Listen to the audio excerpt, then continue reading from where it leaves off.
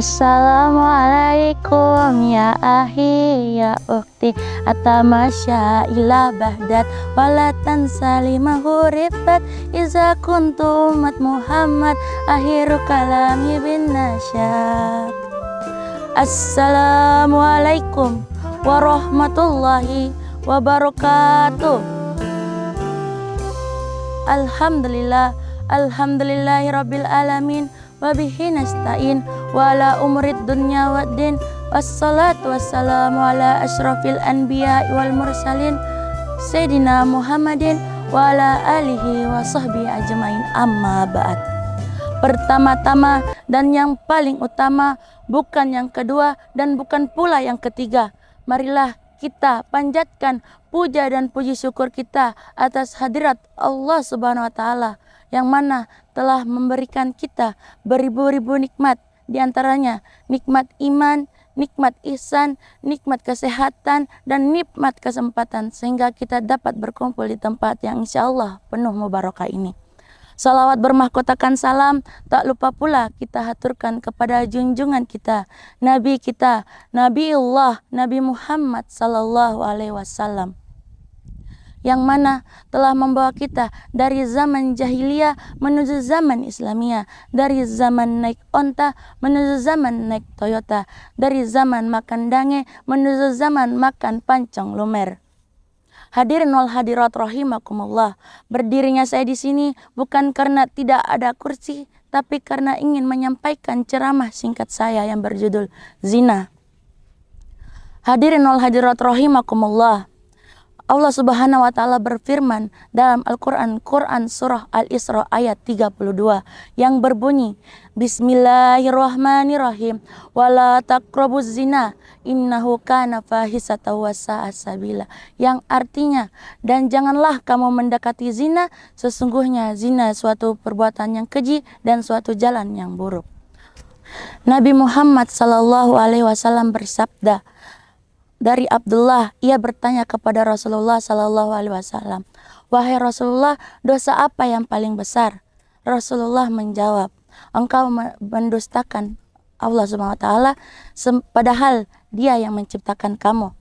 Kemudian saya bertanya lagi, dosa apa lagi wahai Rasulullah? Rasulullah menjawab, engkau membunuh anakmu karena khawatir jatuh miskin. Kemudian saya bertanya lagi, kemudian apa lagi? Nabi Muhammad SAW menjawab, engkau berselingkuh dengan istri tetanggamu. Hadis riwayat Bukhari dan Muslim. Dari ayat dan hadis tersebut kita dapat menyimpulkan bahwa Allah Subhanahu wa taala tidak menyukai orang yang mendekati zina. Mendekati zina pun Allah sudah tidak menyukai, apalagi kita melakukannya. Hadirin wal hadirat rahimakumullah, zina itu ada dua. Yang pertama, zina muhsan dan zina ghairu muhsan.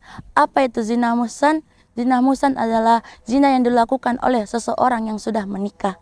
Dan apa itu zina ghairu muhsan? Zina ghairu muhsan adalah pezina yang melakukannya dalam keadaan belum menikah.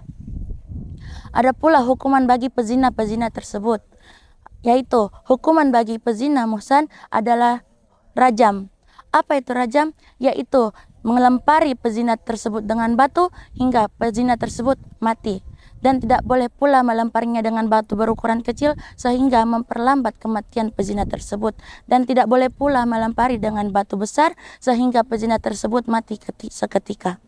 Karena tujuan dari rajam tersebut untuk memberikan pelajaran kepada pezina tersebut. Yang kedua, hukuman bagi pezina ghairu muhsan, yaitu dera sebanyak 100 kali dan diasingkan selama 1 tahun. Ada pula beberapa imam yang berpendapat lain. Menurut Imam Syafi'i, pezina ghairu muhsan perempuan maupun laki-laki diberikan hukuman sebanyak 100 kali dera dan diasingkan selama 1 tahun. Sedangkan menurut Imam Hanafi, pezina ghairu muhsan perempuan maupun laki-laki hanya diberikan hukuman dera sebanyak 100 kali dan tidak diasingkan. Boleh diasingkan, itu tergantung keputusan hakim. Dan yang ketiga, menurut Imam Malik, berzina laki-laki ghair muhsan diberikan hukuman sebanyak 100 kali dera dan diasingkan selama 1 tahun. Tetapi bagi pezina perempuan ghair muhsan hanya diberikan hukuman 100 kali dera dan tidak diasingkan. Karena menurut Imam Malik, perempuan adalah aurat dan bila diasingkan itu akan menyebabkan perempuan tersebut bisa dianiaya. Hadirin wal hadirat rahimakumullah, mungkin hanya itu yang bisa saya sampaikan. Kurang dan lebihnya saya mohon maaf. Jika ada yang benar itu datangnya dari Allah, dan jika ada yang salah itu datangnya dari setan. Saya hanyalah korbannya. Unzur man qala wala tanzur man qala. Lihat apa yang disampaikan, jangan lihat siapa yang menyampaikan. Wallahu musta'an, fastabiqul khairat. Summa assalamualaikum warahmatullahi wabarakatuh.